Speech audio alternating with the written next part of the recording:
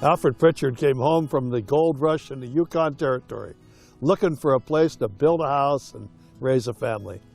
He scoured the shores of Lake Washington and found a beautiful island on the south end of the lake, which was later called Pritchard Island. When the lake was lowered for the new locks at Ballard, it became not an island, but a peninsula. And today, it's one of the most beautiful swimming beaches in our state.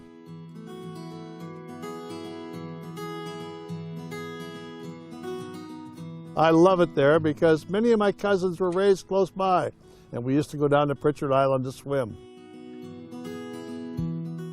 In the 1950s, my aunt took us to Pritchard Island, and we were going to swim. It was a really hot day, and we found out that the lake was just too polluted.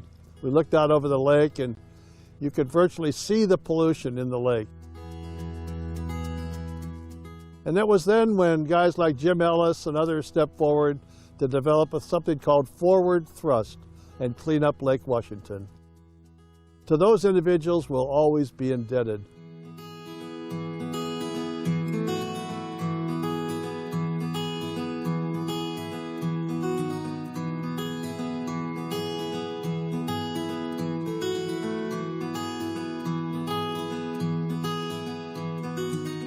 And Pritchard Island Beach is now a great place to swim once again, and it truly is one of my favorite places.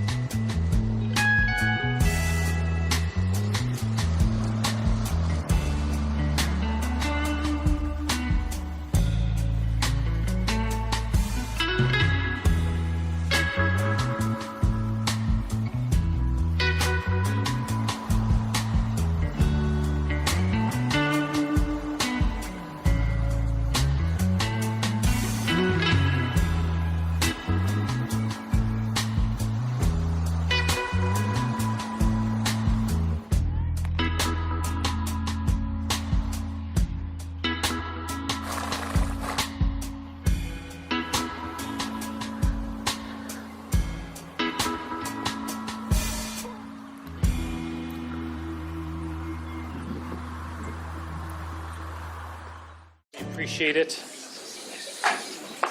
I want to start by acknowledging, our state has been going through a lot these past 2 weeks. That's putting it very mildly.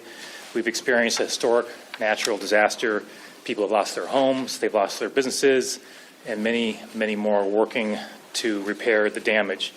I've had the real privilege of meeting with many Washingtonians over the past couple weeks in different communities all across the state. I'm going to continue doing that. So I'll be spending the better part of the holidays doing that through communities, planning a trip I'll be getting a briefing on Highway 2 after this meeting, and hoping to get to see what's going on there directly, and speak to communities that are impacted as well. But I find those conversations deeply inspiring. People are really helping neighbors, communities coming together. It's something as governor that you would always want to see in your state if you have a situation like this, and that has certainly been the response that I've seen from state agencies, tribes, governments, individuals, you name it, and individuals impacted by it. So I want to express my deep appreciation again for all the first responders, the National Guard, emergency management teams, and everyone who's lending a hand to help Washingtonians. We're obviously still working to understand the full scope of the damage. That'll no doubt be a part of the conversations going to the legislative session. We're working closely with counties to get the information we need to receive federal dollars as we transition to this recovery phase.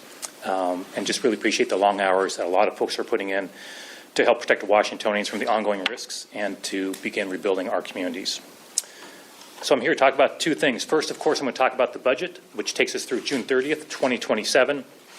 Then I'll discuss in some detail my support for a millionaire's tax. Now, to be clear, I want to be super clear about this, everybody. I'll probably say this more than one time. My discussion of the millionaire's tax has nothing to do with this budget. Okay, I just want to be clear about that. But it's an important conversation for my long-term vision to make Washington a more fair and affordable place. In other words, a millionaire's tax, as I think everyone here in this room understands, is not in this budget.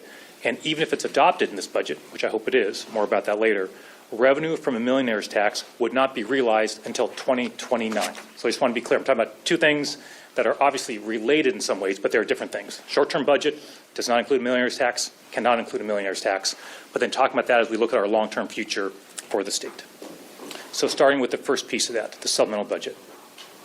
Despite a challenging situation, this supplemental budget moves our state forward in significant ways, continuing our momentum in modernizing our ferry fleet, taking care of our roads and bridges, hundreds of millions of dollars for tax credits for Washingtonians, responsibly dealing with the chaos from the Trump administration. My proposed budget is balanced. It does not raise taxes. It eliminates tax breaks for corporations. It preserves access for reproductive health care. It maintains core services like K through 12 education. It makes important investments in affordability, including maintaining the working families tax credit. As the reporters in this room know, but speaking a bit to Washingtonians who may not be as intimately knowledgeable about the way our budget works, we have three different budgets. We have capital, we have transportation, we have operating. Funds generally cannot move across budgets. So in other words, if we have a problem in one budget, we can't just move funds from a different budget over to one that's facing a shortfall. So two of our budgets, capital and transportation, are essentially healthy and in a position to make additional investments, which we've done. I already announced the highlights from those budgets, and I'm excited about the conversations I'm having with legislators who support those proposed investments. Here's what we're doing there. $1 billion for 3 new ferries. Keep us on track for moving that system forward. $2.1 billion for transportation and maintenance for our roads and bridges. That's the largest investment in preservation in the last 2 decades. $244 million in housing investments, the largest ever supplemental budget investment in housing. And an executive order that prepares us to establish the Department of Housing. We have a housing crisis in our state. We need to act like it. And I think a housing agency will go a long way to helping us address that challenge. What I will be focused on right now is the operating budget, which has challenges and is facing a significant shortfall. In this proposed supplemental budget, I'm providing a roadmap to the legislature. This is, of course, the first step in a conversation about how best to balance our budget. Legislators will, of course, have their own ideas, and obviously I've had conversations with leadership in recent weeks regarding my proposed budget. I'm looking forward to continuing to work with them and all members, of course, of the legislature as this proposed budget moves over to the legislative branch. So entering into this supplemental budget, we are facing falling revenue, rising costs, and budget cuts and chaos coming from the Trump administration. I'm going to kind of oversimplify a budget situation that's very complex, but I want to give a roadmap of what we're looking at. We started with a $1.6 billion shortfall in this supplemental budget. That shortfall due to declining revenue, caseload increases, and other mandatory costs. In addition, State agencies submitted about $2 billion in budget requests that they described as critical needs. I went through those in detail with our budget team and funded $700 million of those requests. Won't go through them all, of course. Katie's available to provide it to you, but I'll give you a few examples of the kinds of programs we funded there.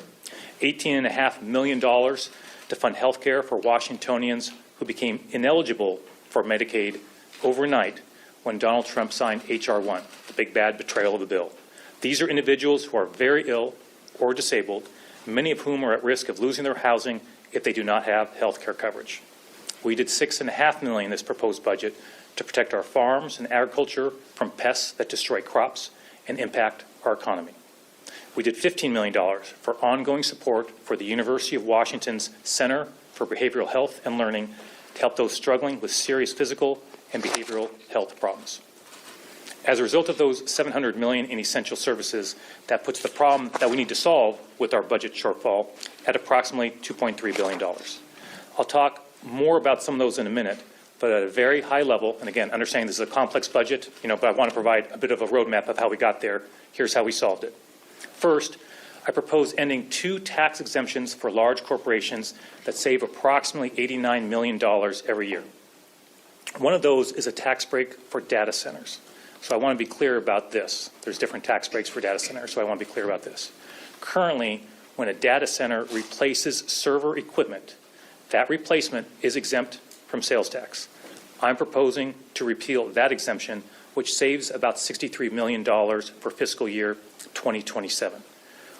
We are leaving in place the sales tax exemption for data center construction and the initial purchase of server equipment. So 2 different concepts there. The second tax break that I propose eliminating is a preferential B&O tax rate for prescription drug wholesalers. Currently, businesses that warehouse and resell prescription drugs pay less than 1/3 the B&O tax rate paid by other wholesalers. This primarily benefits a small group of large national distributors, not patients. We are proposing to repeal, of course, that tax break and saving approximately $26 million every year. Second, we're utilizing approximately $123 million in unspent money from funds across state government. Third, we made difficult decisions to make about $797 million in reductions to state agencies, including administrative reductions. We made significant reductions earlier this year in the last legislative session, so these are obviously not easy. We're asking a lot of agencies during a challenging time. So those were not easy to make, but those are in the budget. This also includes reducing recent expansions and increases to programs and delayed implementation of other programs. Fourth, I propose using approximately $1 billion from the rainy day fund. Fifth, the remaining $300 million is a combination of temporarily changing how we allocate capital gains tax funds, DOR request legislation on insurance premiums tax, and shifting other non-tax resources. If you've got questions about these more technical changes, Katie, of course, is available to answer your questions. If you didn't get a chance to ask them earlier today, she'll be available later as well. So as I said before, our budget is obviously very complex, but just want to provide a simplified explanation of very broadly how we approached our shortfall. We did, on optimistic news, receive word last week, I think it was last week, that our recent revenue collections were higher than what was originally forecasted by about $142 million. That's obviously very good news and provides some optimism for the next forecast we receive in February, which may further help our situation. I want to be clear about this as well, though. By law, I cannot put that $142 million in my budget. The legislature can, and I'm sure they will, and they should. We'll have conversations about that. But want to be clear, by law, by the time that came in, I could not put that in this budget. So there is an extra $142 million there that's available to the legislature as we work to come up with the best budget possible. My team has been working extremely hard for a long period of time. Many people worked very diligently to scour our state budget, searching for every spare dime we could put to use. I want to thank them for their hard work, the entire team, especially Katie Chapman-C. and Robin Williams. Katie is with me today and will, after I speak, join me and she can help answer questions. I also deeply appreciate their patience and the patience of the whole team as I've been pretty focused last 2 weeks being out in the community, so I've not had, I think it's fair to say, the amount of time I would normally spend preparing for this conversation and going through the details of the budget. The good news is, though, the budget was basically in place when the storm arrived. As you might imagine, it takes a long time after all the decisions are made to actually put that budget together, so that part was helpful. Part of the reason we're facing a shortfall is we're dealing with devastating impacts from cynical and chaotic federal policy from the Trump administration. So, for example, as one of the country's most trade-dependent states, these tariffs hit Washington State especially hard. Earlier this year, our state finance office did a detailed analysis of the impacts of these tariffs. They concluded that the tariffs could result in significantly higher costs for Washington families, the loss of tens of thousands of jobs in our state, and billions of dollars in lost revenue. The tariff implementation has, without any question, been chaotic, and I know from personal conversations with many Washingtonians and business owners that these tariffs are impacting them in significant ways. In addition to tariffs, H.R. 1, Big Bad Betrayal Bill, directly impacts this budget. Let me be specific. In this biennium alone, that bill will cost our state at least $165 million. I want to be clear, it's hard to quantify each impact, as you might imagine, but that includes, to give you some sense of that, about $16 million to implement new work requirements for SNAP recipients. That's required by H.R. 1. Another $20 million will go towards IT costs for implementing requirements of H.R. 1. Starting in October of 2026, Washington will be required to increase our fund match for SNAP's administrative costs from 50% to 75%. We project that will cost about $45.7 million. The Trump administration also kicked approximately 30,000 refugees, asylees, and other immigrants with lawful status off of the Supplemental Nutrition Assistance Program, SNAP. State law requires that we provide state-level food benefits to anyone who would qualify for SNAP, but do not receive benefits based solely on their lawful immigration status. Consequently, this budget provides $49 million for these food benefits that are extremely important. When the Trump administration unlawfully shut down SNAP benefits earlier this year, we spent about $2 million to provide additional assistance to mitigate those harms across our state. We're also responding to draconian cuts by the Trump administration to Planned Parenthood. Specifically, my budget proposes backfilling the federal Medicaid funding for Planned Parenthood cut in H.R. 1. That's an estimated $15 million. And just a note here, in any budget, there are thousands of items. We recently discovered one item was missing that is very important. That's restoring the $8.5 million funding cut to the Abortion Access Fund. We will correct that in January when we communicate corrections to the legislature. As you know, it's part of the process. There's always corrections. That one will be added into the January corrections. I want to be clear that what I'm presenting today is a 2-year budget that takes us through June 30th, 2027. As many of you know, Washington State adopted a requirement in 2012 that we enact a 4-year balanced budget. Washington State is literally the only state in the country that has that requirement. When the legislature passed that bipartisan law, they recognized there would be certain economic circumstances that, if met, would allow the legislature to adopt a 2-year budget. They literally wrote those into the law. Those conditions have been met. One condition is projected employment growth of below 1%. In their November forecast, the Economic and Revenue Forecast Council projected employment growth below 1%. The other factor is using the rainy day fund. My budget proposes using $1 billion in rainy day reserves. Those two factors mean the law allows a 2-year budget. Last session, when you were here in conversations in this room, you know that many members of the legislature wanted to drain the rainy day reserve fund. I insisted we hold the line and solve that budget shortfall, a $16 billion budget shortfall, without using the rainy day reserve, and that's exactly what happened. I'm glad I took that approach because now we need that fund. It's raining. Here's the good news. That fund remains healthy. So let me place this decision in some context.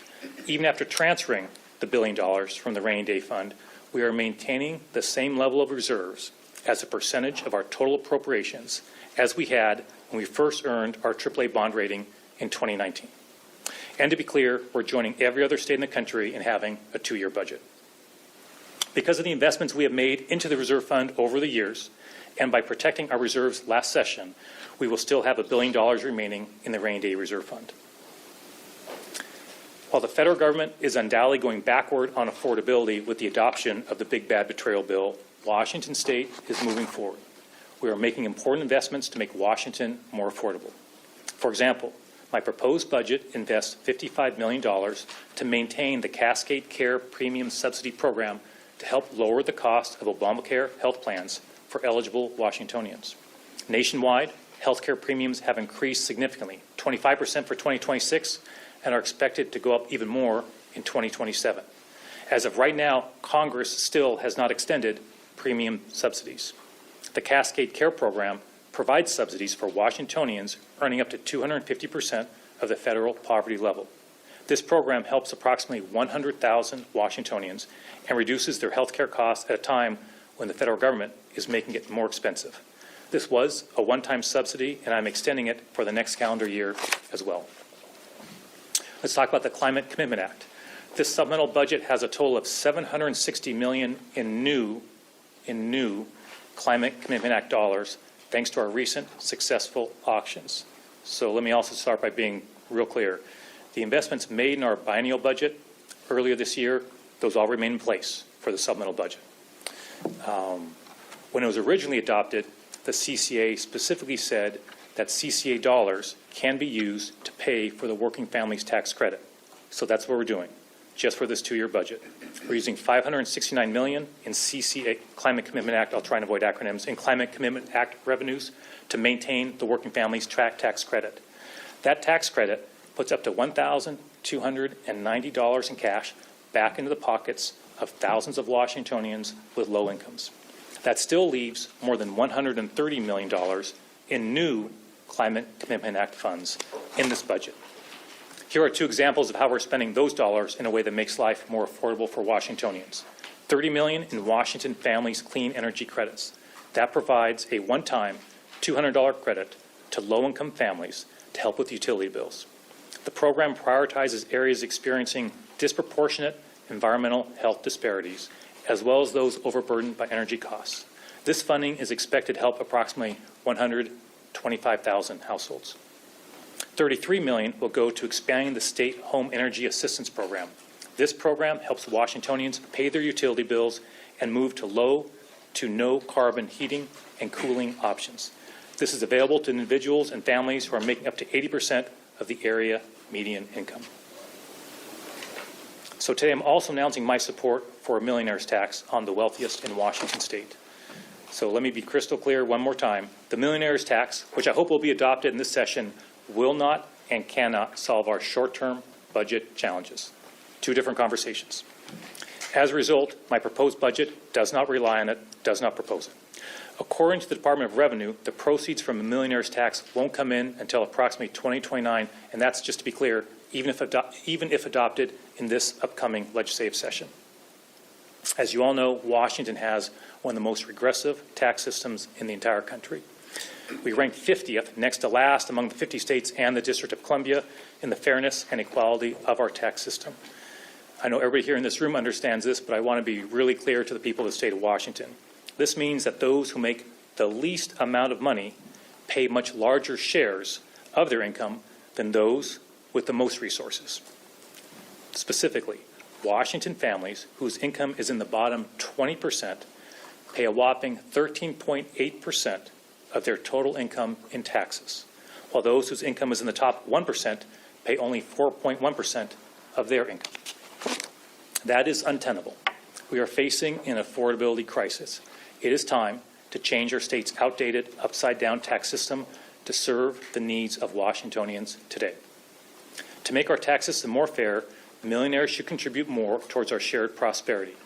To be clear, by millionaires, I mean people who make more than $1 million of income in a single year. In other words, it is not individuals whose net worth reaches that amount based on, for example, the value of their home. It's $1 million of income in a single year.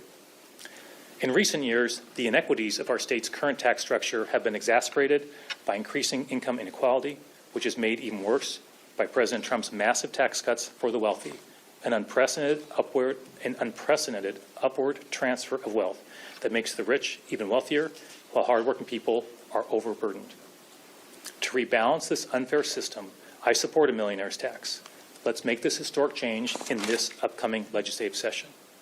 The specifics will vary depending on the details of the proposal that goes forward, but less than 0.5% of Washingtonians will pay the millionaire's tax, and it will raise at least $3 billion every single year. I understand that individuals who make less than $1 million each year might be skeptical that income tax would never be extended to them. That's why I support codifying the $1 million threshold with appropriate adjustments for inflation into state law. In other words, the millionaire's tax would be paid on income over $1 million in its first year, and while the amount of annual income that triggers the millionaire's tax will rise due to inflation, that amount will never impact 99% of Washingtonians. A constitutional amendment is one way to provide this assurance. I want to be clear that I will not support income tax for people who make less than $1 million in a year. Progressive tax reform cannot just mean increasing contributions from those who can afford it. We must use the gains from the millionaire's tax to return money directly to working families and small business owners who have been hit hard by the affordability crisis. Specifically, I talked earlier about the Washington State's Working Families Tax Credit, which is a fantastic program, and I thank the legislature for their leadership in creating it. In my view, we must use some of the gains from the millionaire's tax back to working families, and one way to do that is by increasing the eligibility for the Working Families Tax Credit and increasing the amount that goes out from the Working Families Tax Credit. Just to give you a sense of scale, the program currently provides a maximum tax credit of up to $1,209 per qualifying household, depending, of course, on their income, number of qualifying children, if any. A significant portion of the revenue gained through the millionaire's tax must be used, again, to expand eligibility for that program and increase the amount that individuals receive through that important program. Likewise, gains from the millionaire's tax must be used to reduce taxes on small businesses. Small businesses are the backbone of our economy and our communities. They drive economic growth and create jobs. And amid the affordability crisis, many of them are struggling. In my view, we should not require small businesses to pay B&O taxes until they make $1 million in revenue each year. We can achieve this tax reduction for small businesses using approximately $1 billion gained from the millionaire's tax. So I want to be clear, if you put $1 billion in from that revenue, that gets a tax exemption on B&O tax for small business owners up to revenue of $1 million in a year. Obviously, this is scalable, of course. The millionaire's tax should also be used to provide more K-12 funding to bolster Washington's student access to a world-class education. There is nothing more important than providing for our children's future. I would also like to reduce sales taxes in our state. Sales taxes are among the most regressive type of tax because they are levied at a flat rate regardless of how much money you make. In other words, millionaires and non-millionaires pay the same amount of tax on essentials like food, clothing, personal care, and baby products. Those with fewer resources have to spend a larger share of their income on these essentials, meaning that more of their resources are taxed. To improve fairness, I'm interested in exploring the following ideas. Eliminating the sales taxes on essential personal hygiene products, such as shampoo, deodorant, and toothpaste. Eliminating sales taxes on essential baby products, such as diapers, wipes, and infant formula. And eliminating sales taxes on essential and affordable clothing items. Eliminating the sales tax on these items will make our tax system less regressive and make life more affordable for Washingtonians. I know, of course, the legislature will have their own ideas for how a millionaire's tax should serve our state. Many of those ideas are good ones, and reasonable people can disagree on the right balance and how to frame that. I'm looking forward to having continued productive conversations with them. I will, however, remain committed to sending a significant portion of what is gained from a millionaire's tax back into the pockets of hardworking Washingtonians to help make life more affordable for them. As the impacts of federal policies ramp up in the coming years, both for vulnerable Washingtonians and for our state budget, we can and must still look ahead. Whether it's accelerating the production and preservation of affordable homes, maintaining and modernizing the transportation system Washingtonians rely on to get to work, to school, and health care, maintaining critical investments in our own social safety net, or tackling our inequities in our tax code. All these decisions are driven by the same goals: cause the least amount of harm when making difficult budget decisions, continue to work towards a more economically stable and fair future for us all, and even faced with a challenging budget, my North Star is a stronger, more affordable Washington for every single Washingtonian. And with that, I'm happy to take your questions. And Katie is close by, which I'm glad, to help out in answering any questions you have. Katie, feel free to come on over. Yeah. Given the 1932 Supreme Court case on a graduated income tax in Washington, are you confident that the millionaire's tax could withstand a legal challenge? Or how would that be? Sure. I'll repeat the question, just I know sometimes on the video it's hard to hear for folks watching. The question goes to the millionaire's tax. And in light of Supreme Court precedent, how confident I think you're asking I am that if adopted, this would hold up in court. What I would say is I've obviously heard from the legal experts on this. I have some background of this in my time as Attorney General. And, I wouldn't be supporting a proposal unless I felt confident that we could navigate that path. And also, inevitably, there's going to be a public conversation, right? If this goes forward, there's going to be a public conversation. I have no doubt about that. And the people will have their chance to weigh in on it as well. So what I would say is I wouldn't support it unless I felt confident. No guarantees, right, in the court of public opinion or a court of law. I'm acutely aware of that. Number two, and importantly, and it's why I mentioned this multiple times, because it's not certain, right? There's no guarantee of success on either or both of those. That's why a budget does not rely on that, right? This is a separate conversation from the budget in front of us, right? So nothing here relies or depends on a millionaire's tax to balance our budget, and that's important. I just want to make sure we're really super clear on that. And I would not be supporting it if our budget depended on it passing those tests, right? But obviously a lot of conversations going on in that regard. Hey, Governor, just to clarify your position on this, are you suggesting that you would be in favor of a constitutional amendment? Because there's also the issue, Yes. we just had an initiative 2 years ago that was Yes. approved by the legislature Yes. suggesting there cannot be an income tax. Yep. So there's going to be conversation along those lines, and different folks have different ideas. But what I would say in the conversations I've had with folks, I think Washingtonians, are very open to this conversation about millionaire's tax. That's my strong sense. Number two, they want to see dollars going back to Washingtonians specifically, to small businesses. Number three, they want some assurance the tax isn't coming for them in the future if they're making $50,000 a year or $100,000 a year. I think that's a reasonable concern. So, look, we're still in the early stages of this conversation, right, Chris? But I put that as one idea, right, to communicate, how seriously we take making sure we put that in place. Number two, that inflation, to make sure that it continues to essentially go up. Obviously, life changes over time, right? And incomes, the value goes up over time. So that continues to go up. So essentially, it's always, the 0.5% who are paying it. So we're having conversations around those lines as well. So I'm open to other ideas as well. Want to also be clear, look, this is a lot of conversation going on. Appreciate legislators who've been active in this space for a while, obviously, on this and other ideas. But I'm looking forward to that conversation. I'll get to everybody. Yeah, go ahead. Just two related questions. First, which proposals, to get $3 billion, are you looking at the proposal for a 9.9%? 9.9. Okay. Yes. And then is your signature on a bill like that contingent on a reduction of the state portion of the sales tax? I think I was pretty clear that I said was 9.9. That's in the proposal. I'm good with that. Number two, there's going to be a big conversation of where those dollars go, right? And so I'm always careful with my words, Jerry, right? So I believe I said for the working families tax credit, there must be an increase and expansion in that. I think I was also clear that I used the word must when it comes to small businesses, right? That there has to be a benefit to them, that the exemption they receive on B&O tax, that goes up, so they're getting a tax break as well. And I think the word I used for other things like K through 12 and the sales tax was should.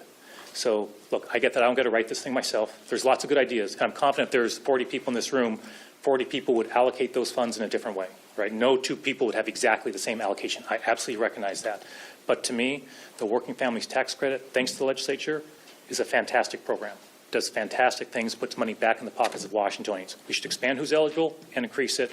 And for small business owners, I've heard loud and clear from them, they need some tax relief. That needs to be a part of it as well. But if you do that, and the should part of the sales tax, you will be reducing the tax receipts and tax collections by the state by potentially billions of dollars, which would negate the money you'd make. It won't be that much for the things I'm talking about. So we have some preliminary numbers. On the sales tax, what I'm proposing they're suggesting, for example, on the types of products, it's not that scale. I didn't want to put specific numbers. You'll get those from us soon. I just want to make sure my team had a chance to go through it. But it's not anywhere near that scale, to be clear. Happy to follow up with you on that, but we just want to make sure those were the kinds of concepts. We wanted to refine those numbers before putting those numbers out there, but they would not be, to your point, Jerry, I've gone through each of those and talking to the team saying, how much would that cost? If you eliminate the sales tax for hygiene products, what does that cost? It's not anywhere near like billions, just to be clear. So I'd happy to get you more of those numbers. I just didn't want to put those out here publicly until we had that a little more airtight, but thanks for asking that. Governor, Yeah. earlier this year you said you were skeptical of the wealth tax. When we had the deficit earlier this year's session, you said you weren't going to tax your way out of the deficits. What's changed now? Now we have this millionaire's tax that you're behind. Nothing's changed. Wealth tax, what I didn't like about the wealth tax, as we said here many times, is the proposed budget that I saw relied on it. And back to your earlier question, right, it relied on it even though there was going to be a court challenge that was uncertain and a vote of the people on that. And it made zero sense to me to balance our budget on a revenue stream that might get kicked out in court a month later or lose at the ballot box. And then you have a massive multi-billion-dollar problem on your hands, right? Number two, I was very clear. If the legislature wanted to do a test case on the wealth tax, do it at $100 million, for example, so our budget's not relying on it, then you go through that process. I was open to that conversation. They chose not to do that, which is certainly their prerogative. So nothing has changed other than the sense of this budget, right, is balanced without new taxes. But we need to look to the future. We have a regressive tax system, and that's an understatement. And look, we need to change that. And I do think, well, that's been tried before, obviously, in our state's history. I'm very mindful of that and very aware of it, and understand the challenge with that. I do think that it's a different time right now, and I think there is an opportunity to make a historic change in our tax structure. This would be one piece of that conversation.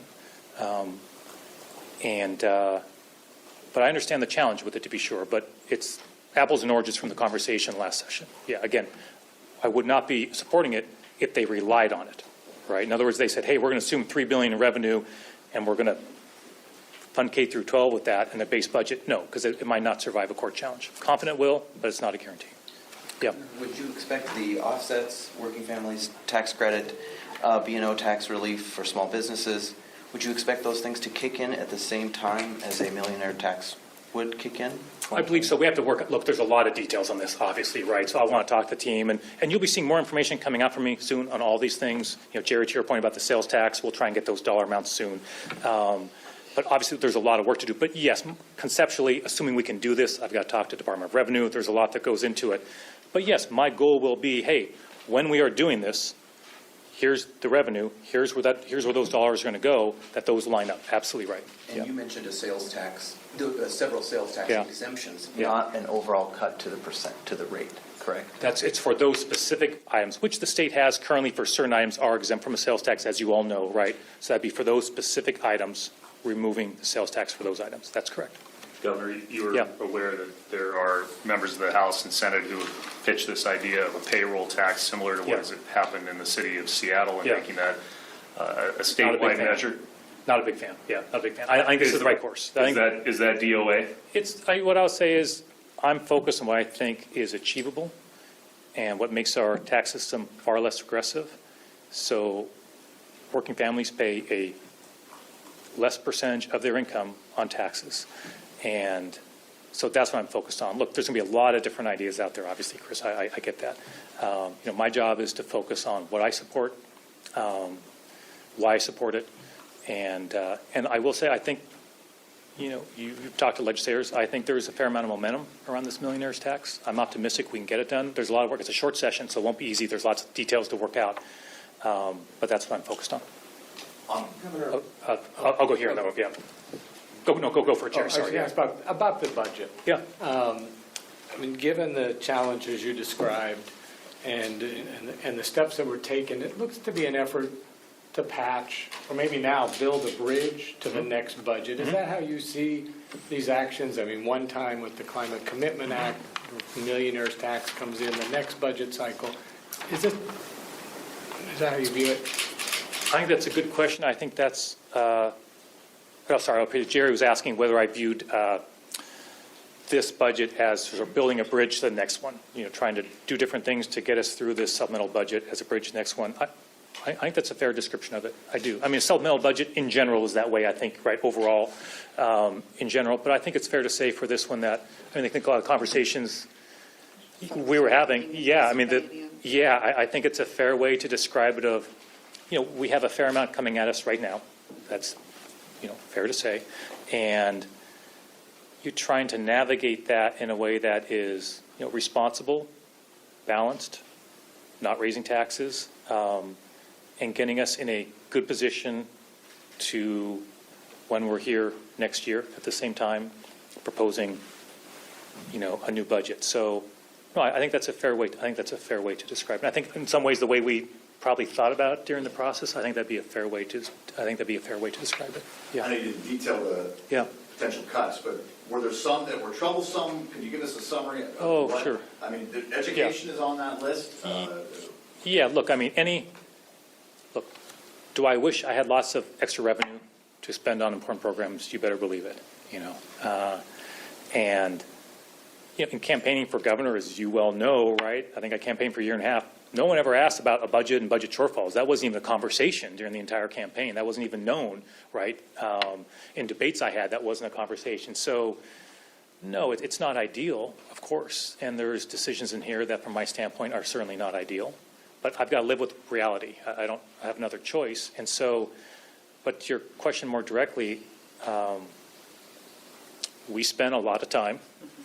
We spent a lot of time, many, many hours, and many, many meetings going through different options of delaying implementation of programs, capping programs at a certain amount so they wouldn't continue to grow, notwithstanding how important those programs are and understanding how important those programs are. And so, of course, that those are difficult decisions. I'm mindful that for state agencies, they took a pretty big hit in the budget that we adopted earlier this year, for sure. And they're taking another hit. That's not easy. We're asking a lot of state agencies, and I recognize that, this proposed budget does not make their life any easier, and that's an understatement. So, I think what's fair to say is at some point, maybe this goes a little beyond on your question, but at some point in the process, when the team would bring me proposed reductions, savings, at some point I just said, hey, I'm not prepared to make. I was glad they brought me the options. That's their job, right, to bring me options. But at some point in that process, I can't remember how many weeks ago, where I just said, I can't do those, right? I can't do those. So we need to figure out some other options. And I think that's where you saw the Rainy Day Reserve Fund come into play. I think that's where you saw the Working Families Tax Credit being funded through the CCA. Some of those decisions started being driven as a result of just reaching a point where, I just felt what was on the table wasn't an option for me. Now, look, I want to be clear. The legislature is going to have their shot at this thing. And I've already talked to leadership and said, look, this is a challenging budget. I'm looking forward to what they've got. Look, they've got a lot of experience in this, and I'm looking forward to their ideas. And they're going to have some better ideas than I had, and some things I'm going to support or we're going to have some disagreements on. But I'm looking forward to getting their insights on this process. It's a challenge, and we've prepared them for that. We've walked through. They understand what's in here. They understand that. And so I hope we benefit from that larger conversation with legislators for different ideas. I think that helped in the budget we signed earlier this year, where I had billions in proposed reductions. They had their own ideas, which I thought were helpful. So, this is obviously just the first in a long conversation, but just felt it was important to provide a roadmap, draw the lines where I thought was appropriate, and we'll see where they want to go with it. Recognizing that the Working Families Tax Credit is a part of, is one way you can use auction funds from the Climate Commitment Act. Is there still a concern on your part that there are somewhat, and our legislators, particularly the heads of the transportation committees, have been pretty clear about that there's guardrails for those funds for a reason, that there needs to be a nexus related to the climate, to the environmental causes. Do you worry at all that you might be eroding those guardrails with that proposal? Well, the guardrails include specifically using CCA funds for the Working Families Tax Credit. That was there, as I understand, the original proposal of the bill was there all the way through and when it was adopted. So it is one of the guardrails. It's specifically called out as being an appropriate use for the CCA. That said, it wasn't my first choice or second choice or third choice for those funds. But back to the earlier question is from Drew, at some point, in fact, it wasn't even a conversation for us for a long time in this budget process, just to be clear. I can't remember, Katie, when it kind of a month or so ago. I'm losing track of time. But at some point, it became clear I needed other options, to balance this budget in a way that I felt was responsible and minimize harms. And so, no, it's not ideal. I've had conversations with my friends in the environmental community to give them a heads up, as you might imagine. And, they certainly understand the situation we're in. I laid out my thought process in the same way I am with you. But I want to be perfectly clear. It is contemplated in the legislation. It's in the legislation. It's an entirely appropriate use. Is it ideal? No. And so, but it became, from my standpoint, it became clear that I felt it was something we really needed to do given the alternatives I had. And given, 62% of people at the ballot box defended the Climate Commitment Act, do you have a sense going forward that this is a one-time measure, or that in terms of durable policy and instilling confidence in people, how do we return the other? Is there a return to the other direction? So yes, and hopefully hopefully I was clear in my talking points that, and my apologies if I wasn't, that hey, this is for this budget only. That's what this proposal is for. So that is the goal, right? A one-time use of the CCA. So thanks for clarifying that, and my apologies if I didn't include that in there. Other questions? Yeah. Do you see the millionaire's tax as putting the state on a sustainable path for its budget, or do you see more cuts, more revenue being required? The question goes to, hey, does the millionaire's tax help put us on a sustainable path? Do we see more cuts coming in the future? I think too soon to say, just being direct with you. I think that would be true under any normal time when it comes to a budget, right, to look out another year. The fact that we had an extra $150 million in revenue was good news, right? I didn't see that coming, just being totally direct with you. I didn't see that coming, and wish I could use it in this budget, right? Wish I could have used it, but I'm glad the legislature can. So, we need to see what's in that February forecast. That could be a game changer, and it's good or bad. That could be a game changer on this. So I'm mindful this is a first proposal. A lot more information is going to come in. Number two, I think it's a challenge to project because, we're still dealing with, challenges from the federal government, and that's putting it kindly. You all know what's going on with that, and those are real impacts. And you can't have a conversation with the governor anywhere in this country, take my word for it, without talking about that. I don't care if they're Democrats or Republicans, that's a real conversation. So, it's my hope there's a change at the federal level where some pretty draconian cuts that are coming our way get reversed. So a lot can happen on the political side, right? But there's a lot of moving pieces right now. And so I just don't think I can answer that in a responsible way right now. But looking forward to a February forecast and hopeful that helps along with the $150 million as we try to balance this out. Yeah. Last year I heard you talk about potential furloughs and job cuts. I didn't hear you talk about That's that true. here. That's true. So is this a budget that you're presenting without any sort of furloughs or Correct. job cuts? So let me slow that down. So no furloughs are proposed in this budget. That's correct, Chris. Number two, I think you asked, the second part was you added job cuts. Yeah. I can't, that is, we'll see. So I mentioned earlier, there's obviously reductions of state agencies.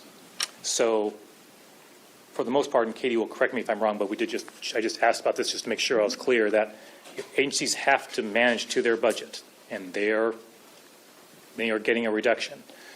How they manage to that could involve the loss of jobs. I want to be totally clear about that. So the full scope of that is not known at this time. Katie, is that a fair way to describe it? That's a fair way to describe it. So just be clear. So furloughs, no, not in the proposed budget. But agencies have to manage to a new budget that is smaller than what they had before. So as you can imagine, heads of agencies have to make some decisions there. Last question? Yeah, go for it. Oh, I got plenty. The single largest new expenditure appears to be to deal with the tort liability. Yeah. And the number is hundreds of millions, Yeah. it looks like, in this Correct. biennium. Correct. Do you plan policy to try to prevent that from becoming an ongoing hundreds of million-dollar cost? Yeah, look, it's on my list of significant challenges our budget is facing. I think on any short list, that's probably going to be on any short list. And so yes, I think you're going to see a lot of conversations with the legislature in this session. Those conversations are already happening about, hey, what things can we do to try and address that? Those have been ongoing for some time. So that has, the amount that's costing the state has escalated significantly in recent years. We're mindful of that. There have been changes in Supreme Court decisions that changed liability for the state. Those have had consequences in recent years for the state in terms of our liability and the amount we're paying out.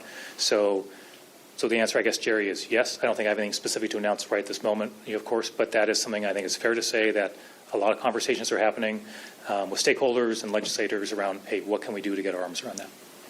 And on the tax, you did say the constitutional amendment is something you're willing to see. Yes. Just very clearly, do you want voters to have the final say on a millionaire's tax in some fashion? They're going to have that final say. The voters will have. I have zero doubt that if the legislature passes a millionaire's tax this session, and by the way, I feel optimistic that they will. Not easy, short session, not easy. With the budget we're facing, I want to be really clear about that, but I'll be doing whatever I can to partner with them to make that happen this session, and appreciate the really hard work many legislators have already put into this, by the way. But it is inevitable that when we're here for a bill signing for it, hopefully here in a couple months, it's inevitable that two things will happen. There will be a court challenge for sure, right? And ultimately go before the voters for determination. I have zero doubt about that. Yes. So the voters, and I think that's entirely appropriate. I mean, it's a big change to our tax system in a way that I think benefits 99.5% of Washingtonians, of course, right?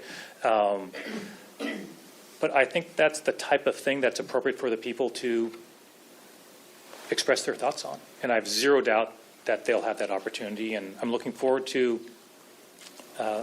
if we get to that point, to communicating very clearly to the people why I support it so strongly and why I think it's in the best interest of our state. One more? Yeah. Given that the revenue won't come in until 2029 Yeah. at the earliest, why is now the right time to move forward on this proposal? Yeah, so a couple things on that. So number one, everything takes time to implement, right? And so I've not had a chance for the last couple weeks, I've been a little busy to do a deep dive with my friends at the Department of Revenue on, hey, talk me through why it takes till 2029 and what goes into it. But you've got to stand up a system as I understand it, right? And that's complicated and takes some time. So it's time to start that process, right? They don't do that until we adopt it. Once we adopt it, that sets in motion a process to stand it up and turn it on. And so from my standpoint, I think the issue is clear. I think the choice is clear for members of the legislature. And I think the public is ready for this conversation. And so I think the time is now. And I think I'm, again, optimistic it'll happen. Thanks so much, everybody. Appreciate, and I also just will say I appreciate, I know this got announcement, waited till literally the last day I can announce it. I just appreciate, I know many of you asked me over the last week or so, and appreciate your understanding of why that was. My team especially, they've gone through a lot of, as I've been out, and so really appreciate their patience, and also appreciate the media's been excellent with covering the floods. I've said before, I'll say it again, I really think that coverage has saved lives for people. I think it's been, seeing the images of what's been going on out there, I think it's had a huge impact. Having my voice, a guy in a tie saying, hey, do something, doesn't have the same resonance, I think, as the images I think that the people have seen over the last couple weeks. So I appreciate that as well, and hope you all have a great holiday season. Thanks, everybody. Appreciate it. Merry Christmas. All right. Thanks.